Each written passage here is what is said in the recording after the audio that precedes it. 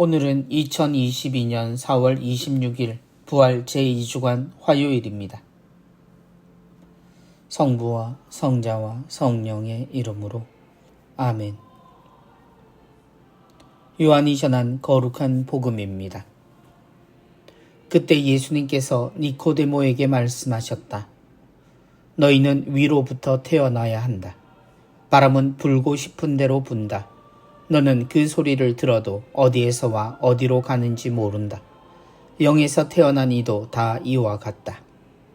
니코데모가 예수님께 그런 일이 어떻게 이루어질 수 있습니까? 하자 예수님께서 그에게 대답하셨다. 너는 이스라엘의 스승이면서 그런 것도 모르느냐? 내가 진실로 너에게 말한다. 우리는 우리가 아는 것을 말하고 본 것을 증언한다. 그러나 너희는 우리의 증언을 받아들이지 않는다. 내가 세상 일을 말하여도 너희가 믿지 않는데 하물며 하늘 일을 말하면 어찌 믿겠느냐.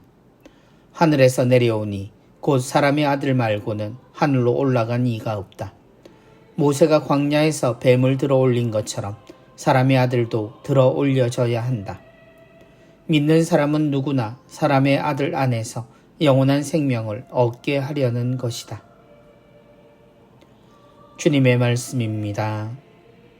그리스도님 찬미합니다. 너희는 위로부터 태어나야 한다. 주님의 부활은 우리가 궁금해하고 고민하던 많은 것을 분명하게 하신 사건입니다.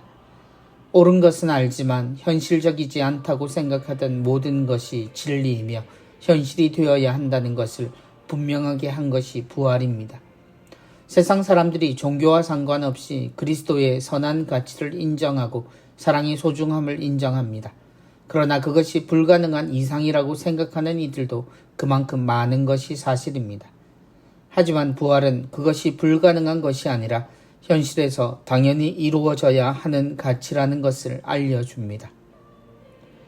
그런 일이 어떻게 이루어질 수 있습니까? 현실에서 하느님의 사람이었고 시대의 스승이었던 니코데모는 예수님의 가르침에 감탄을 하면서도 예수님의 말씀하시는 그 모든 가치가 어떻게 현실에서 가능한가를 묻고 있습니다. 하나님의 뜻은 시대와 공간과 가치를 가리지 않고 진리라는 예수님의 가르침에 대한 질문이었습니다. 주님이 말씀하신 위로부터는 그러한 가치를 이야기하지만 현실을 사는 시대의 스승은 이해하지 못합니다. 결국 시대는 하느님과 불화를 일으키고 하느님을 십자가에 박제하려 들었습니다. 예수님의 말씀은 옳을지 모르지만 현실성이 없고 결국 사람에게 하나 도움이 되지 않는다는 것을 십자가를 통해 온 세상에 드러내려고 했던 것이 바로 하느님의 사람들이었습니다. 그러나 부활은 반전을 일으켰고 그 십자가의 주인공이 진리의 주인공이 됨으로 인해 온 세상이 진리를 보는 현장이 되었고 현실의 가치를 가지게 되었습니다. 부활은 그래서 시간과 공간과 사람들 사이의 가치를 뚫고 한가운데 자리를 잡게 되었습니다. 내가 세상 일을 말하여도 너희가 믿지 않는데 하물며 하늘 일을 말하면 어찌 믿겠느냐. 예수님의 모든 것은 언제나 그랬습니다. 옳지만 현실적이지 않은 가르침이었다고 사람들은 생각했습니다. 현실은 다르다라고 말하며 수도 없이 주님의 가르침을 외면했습니다. 그러나 그때마다 주님은 진지하셨으며 그분의 모든 것은 진실이고 현실이었습니다. 믿는 사람은 누구나 영원한 생명을 얻게 하려는 것이다. 부활을 체험한 그리스도인들은 주님의 이 말씀처럼 위로부터 태어난 사람이어야 합니다. 아직 주님을 미래나 불가능한 이상으로 여기는 이들은 새겨 들어야 합니다. 성부와 성자와 성령의 이름으로 아멘.